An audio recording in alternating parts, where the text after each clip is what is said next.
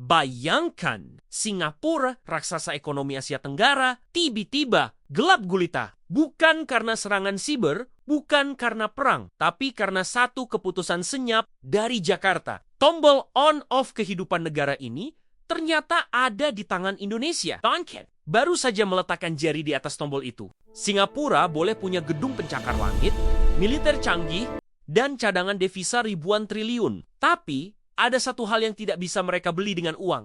Keamanan energi mutlak. Hampir 95% listrik yang menghidupi AC, data center, dan industri mereka berasal dari gas alam. Dan tahukah Anda, pemasok terbesarnya adalah tetangga yang sering mereka pandang sebelah mata, Indonesia. Ketergantungan ini bukan sekadar bisnis. Ini adalah titik terlemah dari sang macan Asia. Selama puluhan tahun, kita terlena. Kita menjual darah industri kita gas alam dengan harga murah demi kontrak jangka panjang. Sementara Singapura menikmatinya untuk membangun imperium ekonomi. Tapi angin telah berubah arah. Dunia sedang gila energi. Perang di Eropa dan ketidakstabilan global membuat setiap negara, termasuk Indonesia, mulai menghitung ulang harta karun di perut buminya. Pemerintah Indonesia mulai memberikan sinyal bahaya.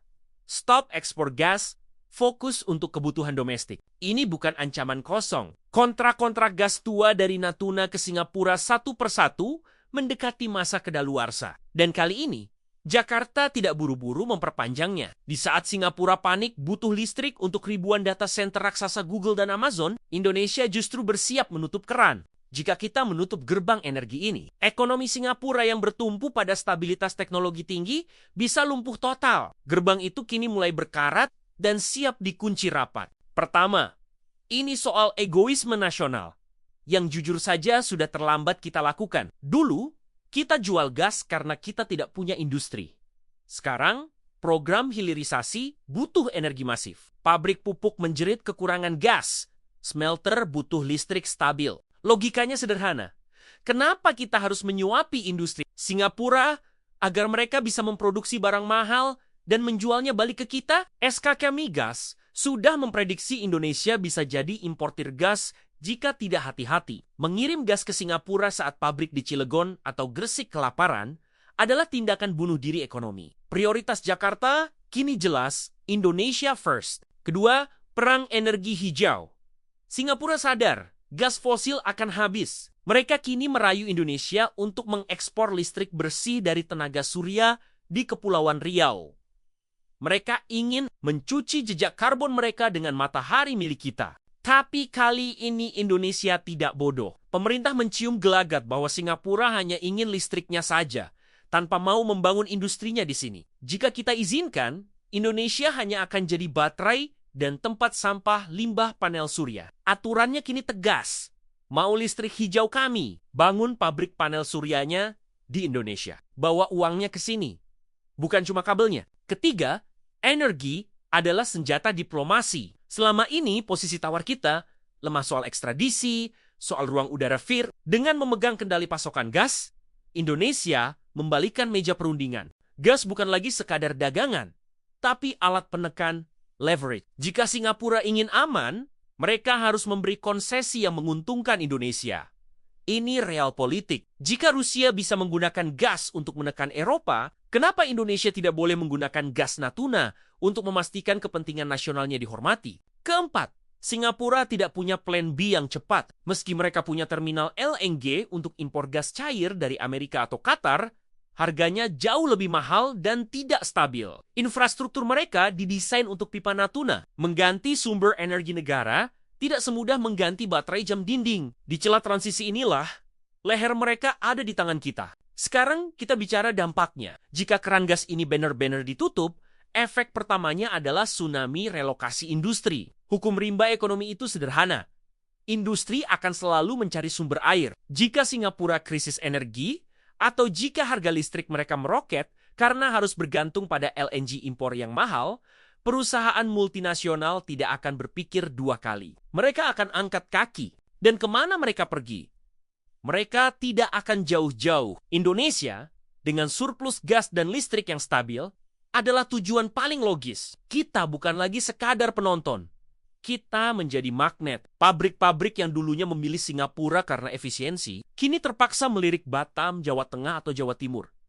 Ini bukan khayalan. Ini adalah supply chain reality. Kedua, kita bicara masa depan.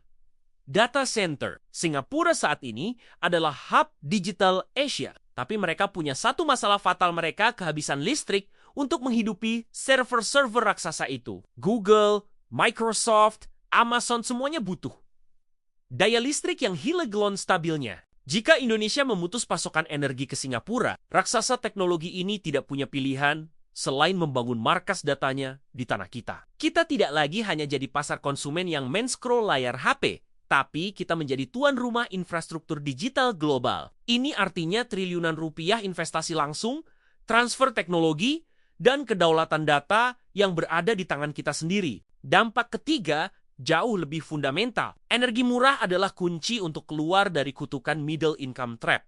Tidak ada negara maju yang energinya mahal. Dengan memprioritaskan gas bumi untuk kebutuhan domestik untuk pabrik pupuk kita, untuk smelter nikel kita, untuk industri petrokimia kita, menekan biaya produksi nasional. Barang buatan Indonesia akan lebih kompetitif di pasar dunia. Kita berhenti mengekspor bahan mentah dan mulai mengekspor barang jadi. Inilah satu-satunya cara agar Indonesia bisa menjadi negara industri maju di ke-2045. Kita korbankan devisa hasil jualan gas mentah hari ini demi devisa hasil industri bernilai tambah yang berkali-kali lipat besarnya di masa depan. Keempat, stabilitas perut rakyat. Lihat dunia luar. Saat harga energi global menggila karena perang, negara yang bergantung pada impor energi akan hancur lebur dihantam inflasi. Rakyat menjerit, pemerintah jatuh. Dengan mengunci sumber daya gas untuk diri sendiri, Indonesia menciptakan perisai. Kita bisa mengendalikan tarif listrik, kita bisa menjaga harga pupuk bagi petani agar pangan tetap murah. Ini adalah jaring pengaman sosial paling kuat. Kedaulatan energi bukan cuma jargon politik. Itu adalah alasan kenapa lampu di rumah Anda tetap menyala dan harga barang di pasar tetap terjangkau saat dunia sedang kacau. Tapi jangan naif. Menutup gerbang ini bukan tanpa darah. Ada harga mahal yang harus siap kita bayar. Singapura adalah investor asing terbesar di Indonesia. Uang mereka mengalir di startup kita, di properti kita, di perbankan kita. Jika kita mencekik leher energi mereka, sang makan pasti mencakar balik. Mereka bisa menarik modal secara tiba-tiba capital flight, mengguncang nilai tukar rupiah, atau mempersulit akses perbankan internasional bagi pengusaha Indonesia. Mereka punya lobi kuat di Washington dan Beijing. Kita akan menghadapi tekanan diplomatik yang luar biasa. Pertanyaannya, seberapa kuat napas kita untuk menahan serangan balik ini? Apakah mental kita sekuat baja? Atau kita akan gemetar begitu diancam? Sejarah mencatat, negara kuat adalah negara yang berani memegang kendali atas sumber dayanya sendiri. Selama puluhan tahun, gas bumi kita mengalir deras ke utara, menerangi kemewahan tetangga, sementara desa-desa di lumbung energi kita masih ada yang gelap gulita.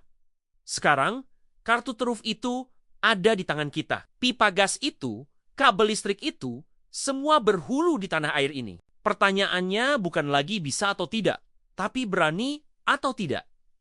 Sekarang, giliran Anda yang bicara. Apakah pemerintah harus berani menekan tombol off itu demi kedaulatan?